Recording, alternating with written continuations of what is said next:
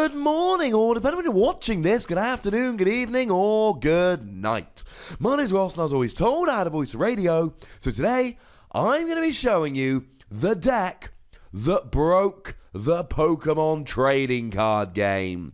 That's right, ladies and gentlemen. There was a deck that was so feared that it literally forced changes to the UK and the US National Championships back in 2011. And it's all based around Sableye. Now, as a quick little side note here, it wasn't 100% this deck. It was the rules which led to this deck coming around, but make no mistake about it, people were terrified of this deck because it pretty much always went first. And if it went first, it could often win on the first turn of the game. It was a little bit silly. It was all based around Sableye from Stormfront. And initially, you look at Sableye from Stormfront and it looks alright. But for our purposes, there are two parts of this card which are pretty gosh darn good. The Pokebody basically says that if you start with Sableye, you go first. And then you had Overconfident, 1 Darkness Energy, 10 damage.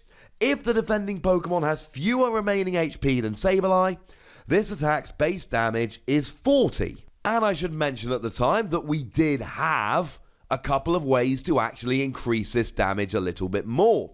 So essentially, Sableye actually had 60 HP, which means if they had 50 HP, you'd be doing 40. Oh, that's a little bit awkward. You're not actually getting a KO.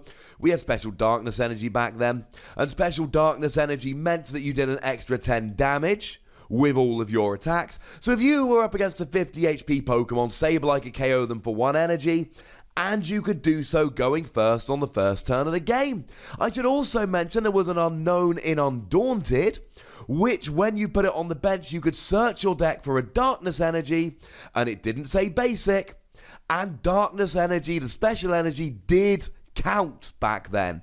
Nowadays, we have things like Strong Energy, which has been rotated, but it's legal and expanded, which only count as a fighting energy when attached. That was not the case with Special Darkness Energy. It was darkness when it was in the deck, so you could search it out with Unknown Dark. So you could play like 1 or 2 energy here and know that you can find it with Unknown.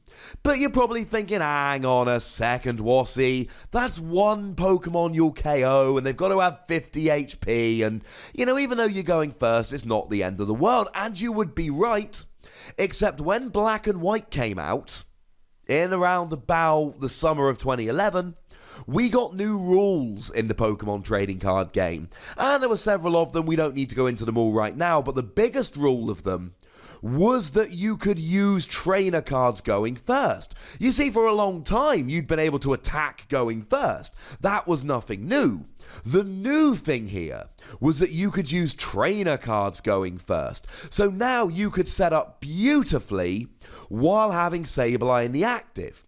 Now, even if you want to make an argument that this Sableye deck as a whole didn't break the trading card game, this new rule letting you use trainer cards on turn 1 basically did, because then you could use Sableye to guarantee you went first. I went to a couple of battle roads and won them with Donphan back then, and I literally just whacked 4 Sableye in my Donphan deck, and then went around donking with Donphan. I called it Donkfan. I was pretty proud of myself. I've done videos about my Donphan deck, I'll pop a link in the description, but people like me were literally just whacking 4 Sableye in so that you could go first and donk them.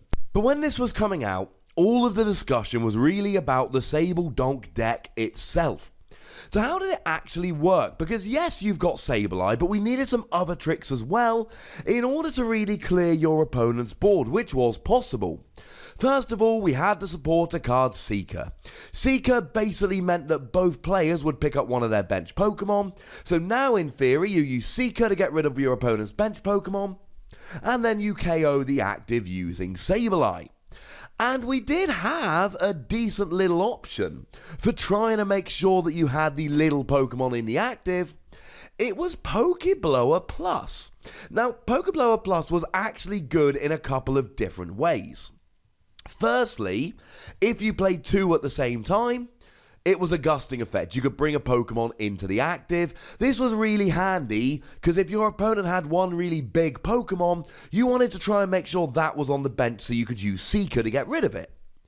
But unless that was the case, it was actually really good playing it one at a time, because if you played one, you flip a coin, and if heads, you put one damage counter on one of your opponent's Pokemon. So this was potentially an extra 4 damage counters. And this is what you did to the other Pokemon. The one in the active gets taken out with Sableye, and you use stuff like this and what we're going to talk about in a second to bring it into range. One of them on the bench gets taken with Seeker. Obviously, you wait to play Seeker until there's only one Pokemon on their bench, because otherwise they'll just pick up a little one and you won't be able to get rid of the big one.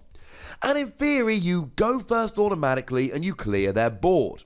So what else did we have here? Well, fitting with the Sableye theme, we actually had Expert Belt. Expert Belt meant that you gave up an extra prize, which wasn't an issue because if you didn't win on the first turn, this deck lost. And then it gave you an extra 20 HP and did an extra 20 damage. So now, if you combine this with a special Darkness Energy, if the active Pokemon's got 70 HP, then they've got less than Sableye, because you'll have 80, and then you'll be doing 40 with Overconfident, plus 10 for Special Dark is 50, plus 20 for Expert Bout is 70, so Sableye's actually taking out a 70 HP Pokemon in the active. Bearing in mind you can use stuff like Pokeblower Plus to bring them down to 70 HP remaining. But we had other options, one of the best of which was Crobat G.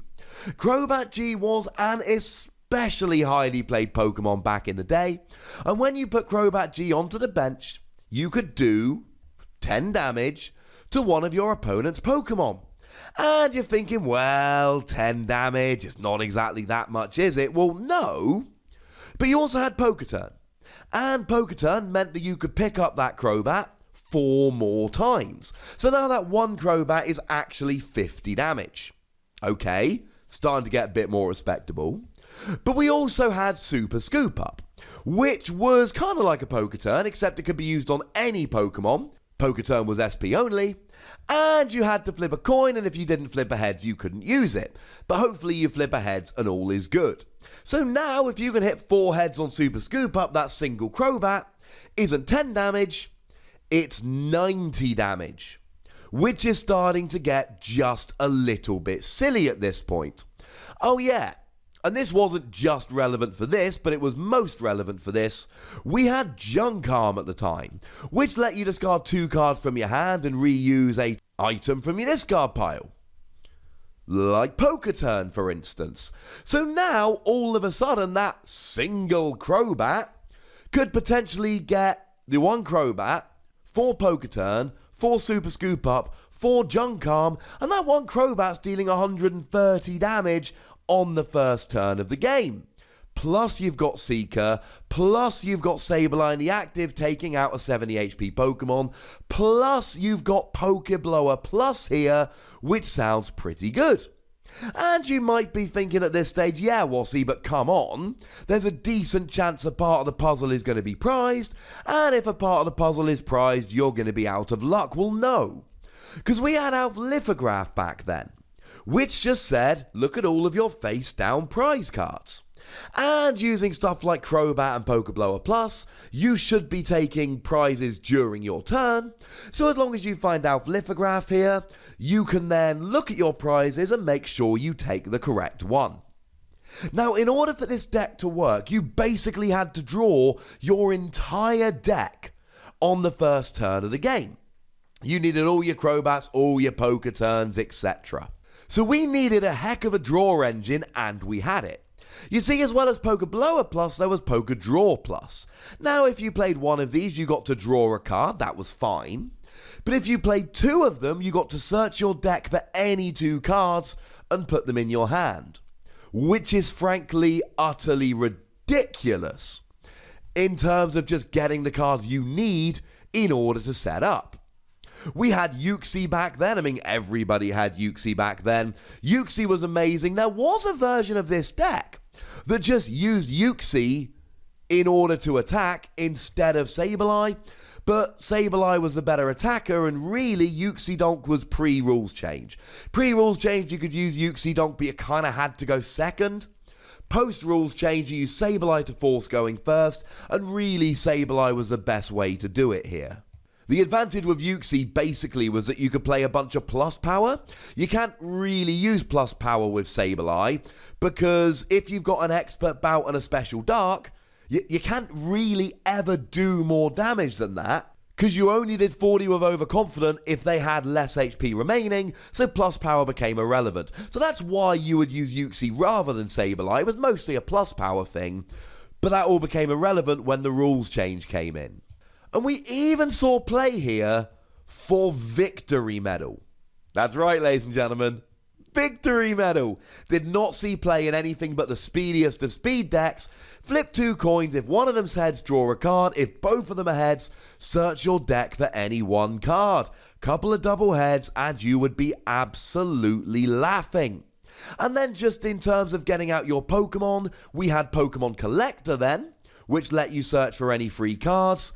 The problem with Pokemon Collector is that you weren't playing Seeker, because it's one supporter card per turn. So although Pokemon Collector was an option, you really needed Seeker. So generally you'd use Dual Ball. Flip 2 coins for each heads, search your deck for a basic Pokemon, and put it in your hand.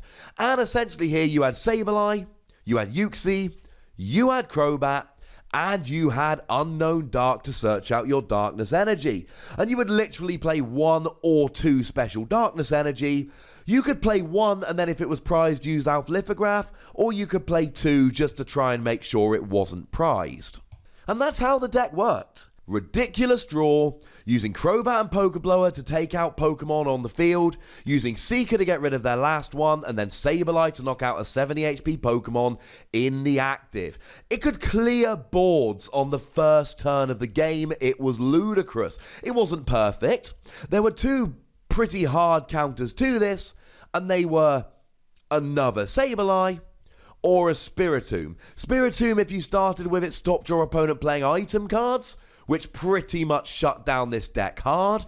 You could play something like a Regice in Sableye to try and stop that, but you were potentially getting into clunk territory, especially if you started with Regice and had to try and get it out of the active. And believe me when I say, when these rules came in, you basically had 2 choices.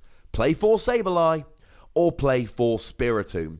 It was so ridiculous that neither of the UK or US national championships, I believe a bunch in Europe as well, but correct me in the comments because I'm not 100% sure on what happened in other countries, but in the UK national championships, they just basically said, forget black and white. You can't use black and white at nationals, even though it's been released, and you can't use the black and white rules. We're just pretending it hasn't come out to stop the Sableye shenanigans. And at US National Championships, they actually went further and they introduced a mid-season rotation, which is very rare, whereby they actually rotated to Heart Gold Soul Silver on weeks before the National Championships actually happened. Both of which were very extreme measures, but it was necessary so the game didn't get completely broken. Now at this stage you might be thinking, can I have some stats, Ross? Can I see this deck in action? The J-Wits, the lovely man himself, who is of course a Pokemon commentator in his own right, back when this actually came around, he did a brilliant video where he went through a bunch of stats and demonstrated the deck. I am not even going to try and compete with him on that. He's already done it so well, I don't need to. This video hopefully explained the deck, showed you the cards, and explained what the rules change was and why it was a problem. But I will link J-Wits' video in the description here, so you can go and check that out if you want to see the deck in action, and he goes through all the stats beautifully. Such a terrifying deck / rules change that we literally had drastic solutions to make sure this didn't ruin national championships. So now, ladies and gentlemen, it's over to you. What do you think about this deck? And if you were playing back then, what do you remember? Maybe you've got a list you want to share? Pop it in the comment section. Maybe you know of some other slight variants? Pop them in the comment section. Go nuts. But do remember the rule. be nice. Make sure you like this video, subscribe to this channel, follow me on Twitter at the Wassy, and Twitch for some live action at twitch.tv/PTCGRadio. If you want to support the channel, get some bonus podcasts and all of that, head on over to patreon.com/PTCGRadio, where you can do exactly that. But by far the most important thing, as always, is to look after yourselves until next time. Thank you very much for watching. My name's Ross, and you've been watching PTCG Radio.